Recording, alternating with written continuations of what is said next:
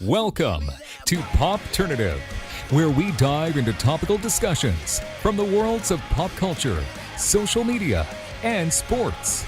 Here is your host, Peter Remoliotis, aka PD Beats. PD Beats here from Popternative, speaking to Herman Tømmeraas about Ragnarok Season 2 dropped up? recently. Welcome to the show, man. Thank you for your time. Dude, thank you for having me. Seriously, it's a pleasure. Thank you. It's exciting because, Season 2 kind of drops for Ragnarok. I mean, has it hit you that finally, another 6 episodes are out? It's crazy, right?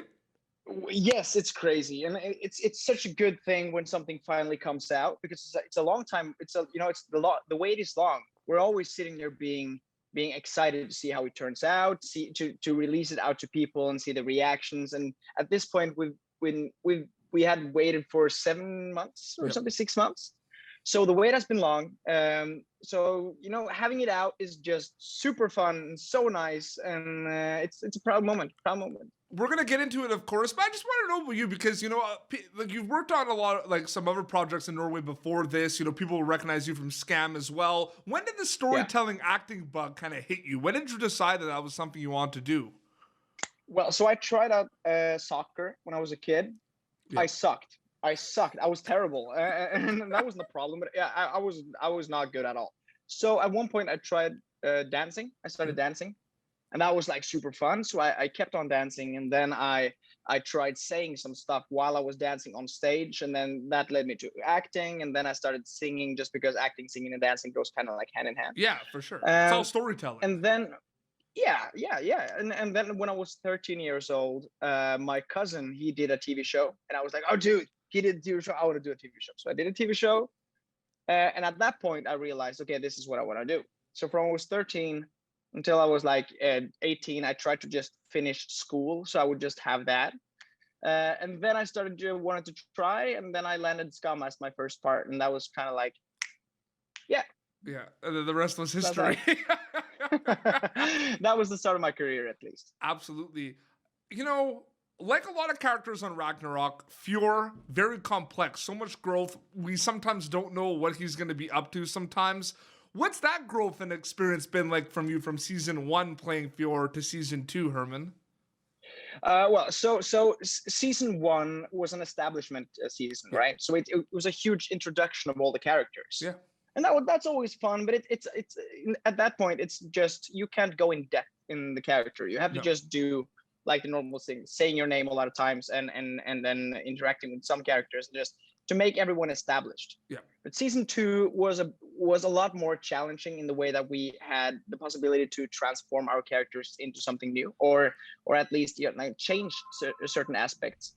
And since we had already done a Season 1, I kind of knew the character. So I had the possibility to try to push him even further in certain directions and be more crazy, whether that was in love or angry or So Season 2 was a much bigger challenge, but also a lot more satisfying when it comes to acting. Absolutely. And it's interesting that you said that about the establishing a season, because I've noticed that, right? Season 1 kind of dropped on Netflix. People watched it. People saw a little bit of the trailers, but a lot of people were just kind of scrolling and seeing it and watched it. And then it kind of establishes this really huge fan base for Season 2. So it's a whole different thing for Season 2, right? Yeah. The biggest change was that when we released Season 1, it was okay, we hope this is going to go well. We hope people are going to watch it. And then people, started slowly watching it here and there, and then it grew and it grew. And it was that journey was super fun. When Season 2 dropped, it was 0 to 100 like this. It went quick, almost to so top quick. of the charts in every country. We were just first 72 hours. We were top 3 most watched show that week in almost every country, and that was just But perfect. Isn't it great? It's so great, right? Where content has been because I'm from Canada originally, growing up, there were certain shows on cable, that's it. Now it's anytime, we can watch Norwegian television shows. It's amazing, right? It's amazing for you guys as well. The way streaming works is just a game changer when it comes to TV show, right? Yeah. TV shows. It's accessible to everyone, and it's really easy to make people watch it, or at least give people the possibility. The time way back when it was like, all right, guys, I have to go home because my show is starting 8 o'clock. That time is kind of like done. Now it's accessible for everyone. Yeah. Accessible for everyone, and that's just perfect. It's amazing. I wanted to ask you about, so Ragnarok, I think the reason I love the show so much is because I don't really know, because people say like, oh, what's Ragnarok about? You could tell them what it's about, right? But then like if you ask them what kind of show it is, it's a lot of different things. It's not just one thing, right? Yeah. Is it safe to say that's a cool thing about this show you get to work on? Like, what is it? Is it sci-fi? Is it drama? Is it we don't know what it is sometimes. No, and I feel like we're kind of like in the same boat, because we don't really necessarily know how to describe it. We know it's a drama, but it has certain aspects to it. That's the undertone in the entire show is growing up, finding yourself, and accepting Coming who you of are. age, That's absolutely, like that's like the baseline in the show. But then you have some darkness to it. You have some fun aspects, and then you have like the Norse mythology, all over it, which is kind of like a growing thing in Norway now in popularity, because people are really looking for Norse mythology. Yeah. So I think that's kind of like why it works, because people are super open for that now. Yeah. And in terms of takeaways, what you hope they get out of it, is it safe to say kind of the coming of age, these characters' growth, like that's what you hope they get out of it when they watch Ragnarok, Herman? I hope it's a mix. I hope it's a mix, dude. I'm a huge superhero nerd. I love everything like the superhero movies or TV shows. I think it's awesome.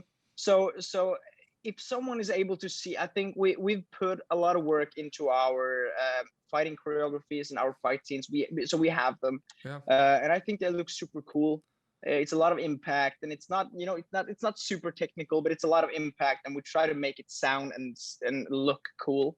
Yep. So mainly, I hope people can have the feel for the growing up part, but also I hope people are able to watch it and just have a good time with something that's a bit further away from reality. But it looks good. Like, it's so stunning visually. The soundtracks are really cool in it. You know what I mean? Like, because I believe you're wearing a Queen shirt, right? Yeah, what Queen shirt? Are you wearing a Queen, like your shirt that you're wearing right now? I do. Yeah. I that do. just made me, Nice. because I looked at that and I'm like, the soundtrack of Ragnarok is amazing, and it just reminded me because you were wearing a Queen. Dude, you freaked me out, Jose. So like, you're wearing a Queen shirt. I was like, no, yeah, I am. Awesome. Nice catch. I wasn't sure if it was something else, maybe like underneath, because I could just see the Queen, right? Maybe it said like Queen of something else. But you were absolutely correct. It's a Queen t-shirt, yes. But the soundtrack for Ragnarok is amazing. I think the soundtrack is really cool, and of course, shooting a movie or TV show in Norway is like it's free. The environment always looks good. We were like, okay, we're gonna have a small conversation scene. Let's just drive for 30 minutes up in the woods, and we'll have this Lord of the Rings scenery and just shoot in front of that. So it's really easy to make it look good. Oh, absolutely. You talked a little bit about like how season 2 hit so quick and how it was number one around the world. Were there ever kind of moments with you and the cast, whether you were talking to, Teresa, David, or Jonas, about like when did it finally hit you all that this was so global for season 2? Was there like a message you got from someone? Is there like a story you could tell us about that? Yeah, so I'm using social media a lot. Yeah. And the reason why I do it is because it gives me the possibility to be, I'm able to communicate with people and see people's reaction on a much more accurate level than just hearing about it. Because in that case, I can feel it and see it myself. That's why I do it. And when I was a part of Scum, when everything like took off, then it was really hard to imagine because we were all kind of new to the whole aspect.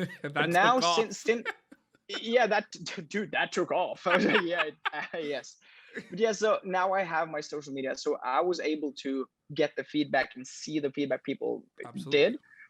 But what surprised me the most, that I haven't been like expecting at that point, because there was so many families that was watching it together. Yep.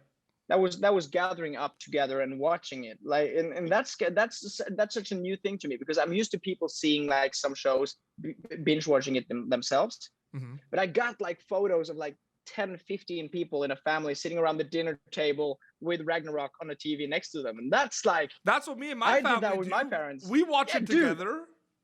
Yeah, and that's really fun. That whole experience is really fun. And seeing that happens, that's the most like, whoa, people are actually doing this. And sometimes it takes a while for us to finish seasons because before like 4 family members in a house, we have different schedules, and someone's gonna get upset if someone watches an episode without them. So that thing is always fun. Yeah, absolutely. No, it's great. I mean, it's interesting too because Freyr has this complexity and has a lot kind of going on. I'm just curious if you can kind of add about what's it kind of like playing a character like Freyr, because there's a roller coaster of emotions in season 1 and 2 with this character. Yeah, it is, and so there's 2 things to it that's always like kind of fun. First of all, we're not shooting or in an order, right? We're not shooting the scenes like after each other. We're jumping back and forth. So one week I have this super fun week where everything I do is just smiling and I'm just having fun or fighting or something. And then one week is just like super emotional, which is just, it's a huge challenge, but it's really fun. But what we all, or not we all, but me and a lot of my friends on set realized was that Freyr was always so troubled. So every time it was like a party scene or whatever, I was always I always had to be like this, to be like in a troubled state. And that was just so fun. It was so fun to just try to not smile, try to not be, but just go all the way down in the bottom and just be quiet. That was a lot of fun to me. And the social media you mentioned is really fun because I'm sure you see all the amazing fandom from around the world, the theories, the fan art. Like there's so much of it. It's it is. It's so cool. And I think too, the first time we ever see the yellow eyes of the characters, I think that was kind of a moment where it was like, okay, no one's gonna ever not be able to unsee that ever again. And cool thing about the yellow eyes, because that's something I was really looking forward to do. Yeah. And I think it turned out cool. But I mean, what we changed from season 1 to season 2 was that in season 1 we had them practically. We had like lenses, or that's the name of it, right? Yeah, glasses, lens, yeah. Yeah, something, because we put them into our eyes. Contact and we had yellow lenses, eyes. Yeah, okay, yeah. Contact lenses, thank you. Yeah. But in season 2 it was all CGI. Oh. So it was all the computer animated. So I think it looks even cooler in season 2. The Interesting. close-ups now I didn't looks know more that. alive. That's so. If you check out a scene from season 1 and season 2, you can see 2 differences. And one of them is that the eyes move a bit more in season 2 because it's CG. Yeah. And I think it looks super cool. And I love walking around with yellow eyes, dude. I think it's really cool. That is amazing. Before we wrap up, I need to, because we mentioned the Queen and the music. What kind of music what's your favorite type of music? Are you like me where you listen to a lot of different things? Oh, yeah, it all depends. I mean, I grew up as a dancer, so hip hop is something I'm always going to have close to my heart. I listen to jazz or funk whenever I'm just chilling by myself. But my dad has always been singing in is it pronounced chore? Because choir. Yeah. I'm sorry, my English is a bit rusty right now. So my dad sang in a choir. Yep. Yes. So I've grown up with choir music. So I'm a guy that can listen to that too, and of course, since I'm an actor, I think Hans Zimmer is just great. Absolutely. When you officially took the transition from being a dancer to acting, like that kind of transformation, was it a bit weird in the beginning when you officially made kind of going from dancing all the time and then moving over to acting? What was that like? That transition like? I definitely felt a bit. A lot more naked on stage, because at that point it was when you're doing a dance or performing a dancing routine, it's always a complete routine. You know where you're supposed to enter, you know exactly what you're going to do, and you have a lot of people around you, so everyone cover each other up. But being an actor was suddenly I was standing by myself in the spotlight and I was talking, and if I stopped talking, it was nothing happening. so that was the biggest transition. But I think I've always been a person that probably takes up a lot more space than I should. So the attention I had when I as an actor was just a lot of fun to me. Absolutely. So Herman, I wanted to thank you so much for coming on Popternative. Seriously, man, this was great. Dude, once again, so thankful you for. Oh, let me just try to pronounce that in the right way without my tongue twisting. I really do appreciate you having me on your show. It's really, really fun. And because we love Ragnarok, we love the cast of Ragnarok. I've spoken to a lot of your cast members as well. Yeah. And they can watch. So people who are watching this episode, they can watch season 1 and 2 of Ragnarok right now on Netflix if they haven't already. They can check it out. Right. Yeah. And Right. Where can they follow you on social media to keep update with everything? Instagram. Instagram is the best one. I'm trying to use Twitter. Not really a good Twitter guy, but I'm trying to learn. But mostly Instagram, yes. And can I just say, yes, dude, your energy is the best. I appreciate you. You have great energy as well. I think together we can kind of it's like a hamster wheel, eh? Like energy. Well, this has been Popternative, youtube.com/Popternative for previous episodes. Until next time, this is Herman Tømmeraas from Ragnarok and PD Beats signing off. Thank you for tuning in to Popternative. Make sure to check out our past episodes of Popternative on YouTube. Be sure to like Popternative on Facebook and follow us on Twitter. This has been an Autograph Communications production.